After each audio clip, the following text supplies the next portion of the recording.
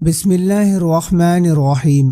السلام علیکم ناظرین، تمام ناظرین کو راہ دین چینل میں دل کی گہرائی سے خوش آمدید۔ حکیم لقمان رحمۃ اللہ علیہ کا نام تو بچپن سے سنتے چلے آ رہے ہیں، کیونکہ اللہ تعالیٰ نے ان کے نام سے قرآن کریم میں ایک سورت نازل فرمائی ہے جس کی قیامت تک کی تلاوت ہوتی رہیں گی انشاءاللہ۔ لیکن بہت کم لوگ اس بات کو جانتے ہیں کہ حضرت لقمان کون تھے۔ اللہ تعالیٰ نے ان کے نسب و خاندان اور زمانہ کے بارے میں تو اپنے کلام پاک میں کوئی ذکر نہیں کیا، لیکن ان کے حکیمانہ اقوال کا ذکر فرمایا ہے۔ تاہم قدیم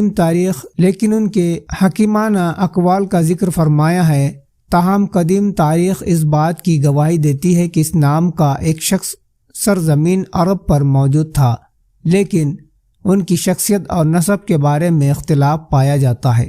ایک روایت کے مطابق وہ حضرت ایوب علیہ السلام کے بھانجے یا خالہ زاد بھائی، جبکہ دوسری روایت سے حضرت داؤد علیہ السلام کا ہم زمانہ معلوم ہوتا ہے۔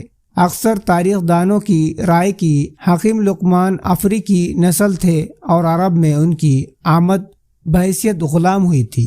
بہت سے علماء کا کہنا ہے کہ حکیم لقمان نبی نہیں تھے اور نہ ان پر وحی نازل ہوئی، کیونکہ قرآن حدیث میں کسی بھی جگہ کوئی ایسا اشارہ موجود نہیں ہے جو حکیم لقمان کو نبی یا رسول ہونے پر دلالت کرتا ہو۔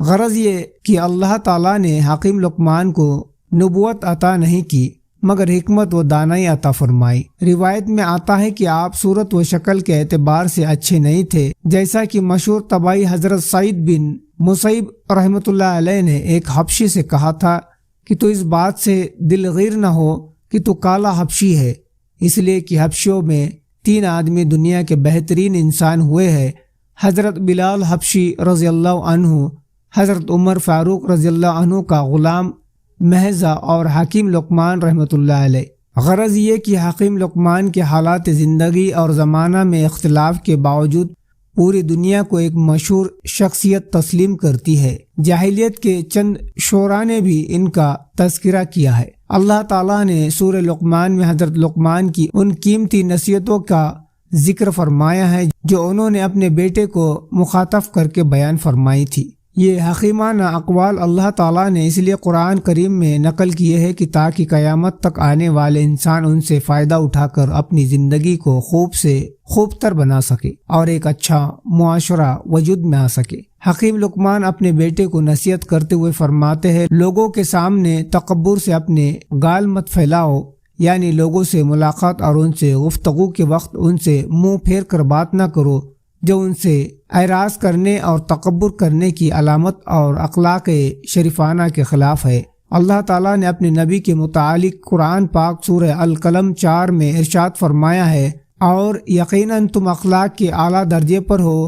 حضرت عائشہ رضی اللہ عنہا سے جب آپ صلی اللہ علیہ وسلم کے اخلاق کے متعلق سوال کیا گیا تو حضرت عائشہ نے فرمایا، آپ صلی اللہ علیہ وسلم کے اخلاق قرآنی تعلیم کے عین مطابق تھے۔ صحیح بخاری و صحیح مسلم، حضور اکرم صلی اللہ علیہ وسلم نے ارشاد فرمایا، مجھے بہترین اخلاق کی تکمیل کے لیے بھیجا گیا ہے۔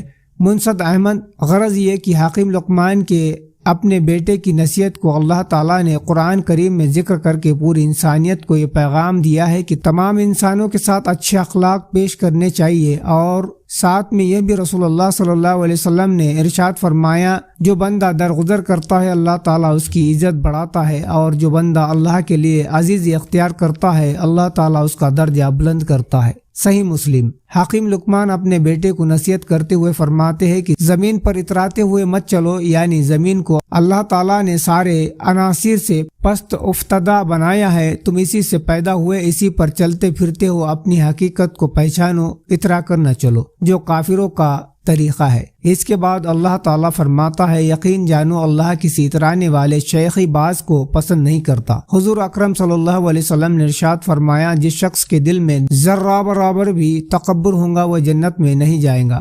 ایک شخص نے عرض کیا، یا رسول اللہ، آدمی چاہتا ہے کہ اس کا کپڑا اچھا ہو اور جوتا اچھا ہو۔ آپ صلی اللہ علیہ وسلم نے فرمایا، اللہ تعالیٰ جمیل ہے، جمال کو پسند کرتا ہے۔ کبر اور غرور تو حق ناحق کرنا اور لوگوں کو چھوٹا سمجھنا ہے۔ مسلم کتاب الایمان باب تحریم القبیر، یعنی اپنی وسعت کے مطابق اچھا کپڑا پہننا کبر اور غرور نہیں بلکہ لوگوں کو حقیر سمجھنا تکبر اور غرور ہے۔ حکیم لقمان نے اپنے بیٹے کو نصیحت کرتے ہوئے فرماتے ہیں اور اپنی چال میں میان و روی اختیار کرو، یعنی انسان کو درمیانی رفتار سے چلنا چاہیے۔ رفتار نہ اتنی تیز ہو کہ بھاگنے کی قریب پہنچ جائے اور نہ اتنی آہستہ کی سستی میں داخل ہو، یہاں تک کہ اگر کوئی شخص جماعت کی نماز کو حاصل کرنے کے لیے جا رہا ہو تو اس کو بھی حضور صلی اللہ علیہ وسلم نے بھاگنے سے منع فرما کر اطمینان و سکون کے ساتھ چلنے کی تاکید فرمائی ہے۔ حکیم لقمان کی اپنے بیٹے کو ایک اور اہم نصیحت اپنی آواز آہستہ رکھو۔ آہستہ سے مراد یہ نہیں کہ انسان اتنا آہستہ بولے کہ سننے والے کو دقت پیش آئے، بلکہ مراد یہ ہے کہ جن کو سننا مقصود ہے ان تک آواز وضاحت کے ساتھ پہنچ جائے، لیکن اس سے زیادہ چیخ چیخ کر بولنا اسلامی آداب کے خلاف ہے۔ غرض یہ کہ ہمیں اتنی ہی آواز بلند کرنی چاہیے بے شک سب سے جتنی اس کے مخاطبوں کو سننے اور سمجھنے کے لیے ضروری ہے۔ بے شک سب سے بری آواز گدھے کی آواز ہے۔ آخر میں آداب معاشرت سے متعلق 4 نصیحتیں ذکر کی گئی ہے۔ 4 نصیحتیں ذکر کی گئی ہے۔ پہلا، لوگوں سے گفتگو اور ملاقات میں متکبرانہ انداز سے رخ پھیر کر بات کرنے سے منع کیا ہے۔ دوسرا، زمین پر اترا کر چلنے سے منع کیا ہے۔ تیسرا، درمیانی رفتار سے چلنے کی ہدایت دی گئی ہے۔